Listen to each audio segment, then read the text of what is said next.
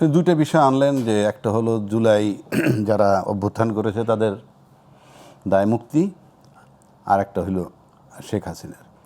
যদি শেখ হাসিনার প্রসঙ্গ আনি মেধাটি, অর্থাৎ আওয়ামী লীগ দলটার প্রসঙ্গ আনি, আমরা বিগত দিনে অর্থাৎ যখন অন্তর্বর্তীকালীন সরকার আসার পর যখন তোলপাড় হইতেছে, অনেকেই বলতেছে যে আওয়ামী লীগের রাজনীতি বন্ধ করতে হবে, একদল বলছে আওয়ামী লীগের রাজনীতি বন্ধ করতে হবে, এটা চাইছিল ছাত্ররা।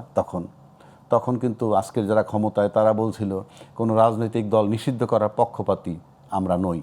এটা জনগণ যদি চায় কখনো, সেটা আমি জানি না, এটা ভেগ টার্ম, জনগণ কীভাবে চায়, চাইতে হয় রাজনৈতিক দলের পক্ষ থেকেই, ইন্ডিভিজুয়াল জনগণ কোনো শক্তি না। তখন তারা এই কথাটা বলছে, কিন্তু আজকে আবার যখন আমরা দেখলাম যে আওয়ামী লীগের দলটাকে নিষিদ্ধ না করলেও এখন পর্যন্ত তাদের কার্যক্রম যে নিষিদ্ধ সেটা এখনও বহাল রইল।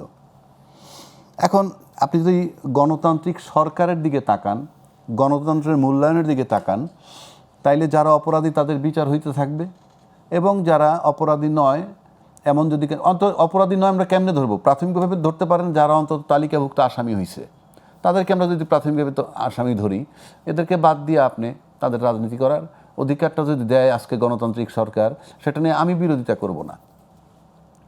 এখন ওনারা কার্যক্রমটাকে বহাল রাখছে, যে নিষিদ্ধ করছিল ওই সরকার, এবং তখন বলা হয়েছিল যে অ্যাডমিনিস্ট্রেটিভ অর্ডার দিয়ে এগুলো করা যায় না। তখন তো অ্যাডমিনিস্ট্রেটিভ অর্ডার দিয়ে হয়েছে আলটিমেটলি, কিন্তু সেটাকে যখন আজকে রূপান্তর করলো, মানে আইনি রূপ দিল যে আপাতত যতদিন পর্যন্ত ইয়ে না হয় এটা, তাহলে তাদের কার্যক্রমটা থাকতেছে, স্টপ থাকতেছে।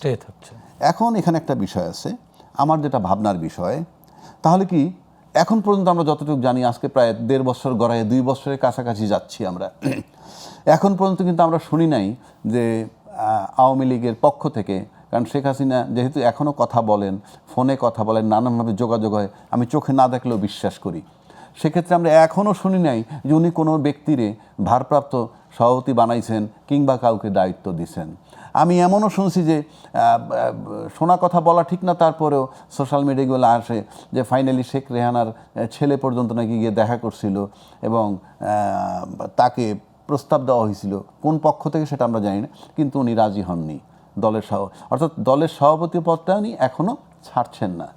এবং সভাপতি পদটা না ছাড়লে তো ন্যাচারালি আপনি পার্টিটা যেহেতু একটা পরিবার কেন্দ্রিক, এখনও বাংলাদেশে আওয়ামী লীগের কারো ক্ষমতা নাই যে নিজে ঘোষণা করবে যে আমি আওয়ামী লীগের সভাপতি, সেকেন্ড ম্যান থার্ড ম্যান কেউ তাকে মানবে না, কিন্তু উনি বললে মানবে। তাহলে এখনও উনি ক্ষমতার দিকে মারাত্মকভাবে লোভী, এবং যে দেশ তাকে আশ্রয় দিছে, আমার ধারণা সময়ের ব্যবধানে তারা এখন মাইনাস করছে কিনা আমি জানি না, কিন্তু সময়ের ব্যবধানে তার প্রয়োজন ফুরিয়ে গেলে ওটা ফেলে দিবে। কারণ রাজনীতিতে এর ব্যক্তিগত কোনো প্রেম নাই, এখানে গিভ অ্যান্ড টেক, স্বার্থ থাকতে হবে, এবং এটা কোনো অপরাধ নয়।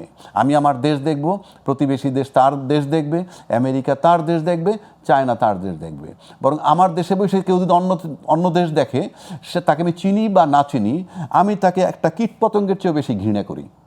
আমি বলছি না কে করে, যদি কেউ করে তাকে আমি কীটপতঙ্গের চেয়েও ঘৃণা করি।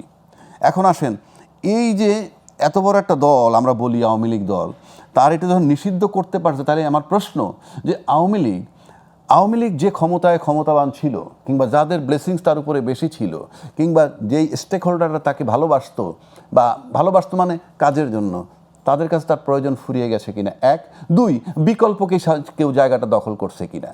তা না হলে আমার কাছে মনে হয় না যে এত দ্রুত সিদ্ধান্তের মধ্যে আওয়ামী লীগের কার্যক্রম, একটা নির্বাচিত সরকার, বিশেষ করে যারা বলছিল নির্বাচনের আগে যে এটা এইভাবে কার্যক্রম বন্ধ করা যায় না, তারা যখন সেটাকে বহাল রেখেছে, তখন আমার কাছে মনে হয় যে ওই জায়গাটা অন্য কেউ নিয়ে গেছে, কিংবা নেওয়ার চেষ্টা করছে, কিংবা আশ্বস্ত করছে আমরা নিতে পারবো, সে যেই হোক, এটা আমার প্রশ্ন না।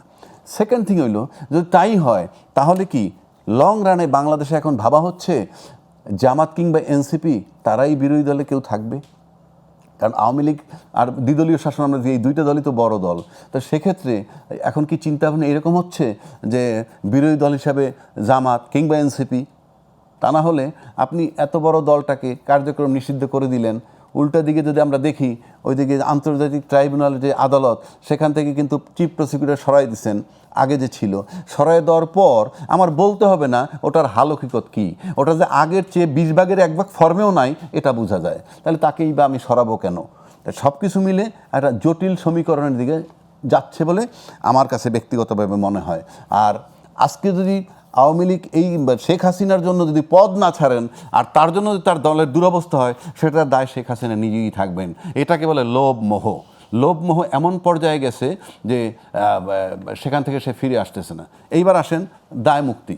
দায় মুক্তি প্রসঙ্গে, দায় মুক্তি নিয়ে আমরা শুনবো। আমরা একটু এই বিষয়ে আজকে আওয়ামী লীগ নিষিদ্ধের বিষয়ে একটু আজিজ ভাইয়ের কাছ থেকে শুনতে চাই।